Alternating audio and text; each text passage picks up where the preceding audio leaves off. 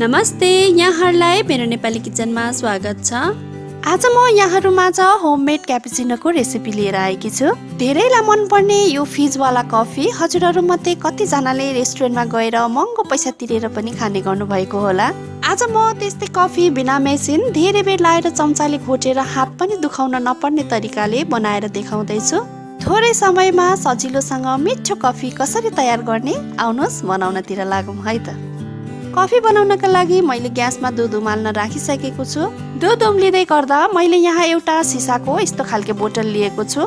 राम्रोसँग बिर्को लाग्ने खालके हामीलाई एउटा बोतल चाहिन्छ। यसको ठाउँमा हजुरहरूले प्लास्टिकको बोतल पनि लिन सक्नुहुनेछ। यहाँ चाहिँ मैले नेस्क्याफेको सानो खालके 2वटा प्याकेटवाला कफी लिएको छु। यो चाहिँ सजिलैसँग हामीले पसलमा 5 रुपियाँमा किन्न पाउँछौँ।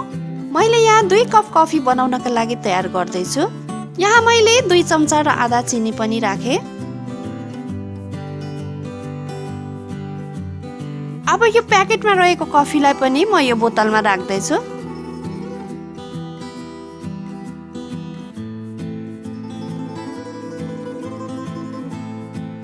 अब यसमा मैले 3 चम्चा जति तातो पानी पनि राखेँ।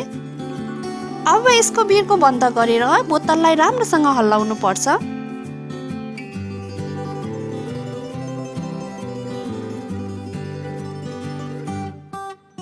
अब यसलाई हामीले केही बेरसम्म राम्रोसँग हल्लाइसकेपछि यसमा यसरी एकदम फिजै फिज आउँछ।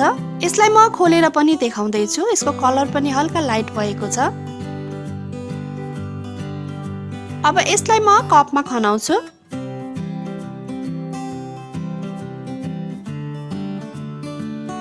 मैले यहाँ 2 कप कफीको लागि रेडी गरेको छु। अब यहाँ दुध पनि उम्लिसकेको छ। यसरी दुध उम्लेर माथिसम्म आउँदै गर्दा हामीले यो दुधलाई तातो तातो कपमा खनाउनु पर्छ।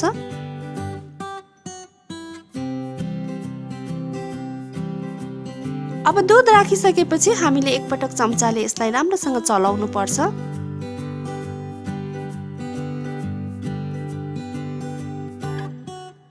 अब यसको माथिबाट हामीले आफ्नो इच्छा अनुसार हल्का चकलेट पाउडर अथवा कफीकै पाउडरलाई पनि राखेर खान सक्छौँ। अब जाडोमा तातो तातो कफी खानका लागि रेडी भइसकेको छ।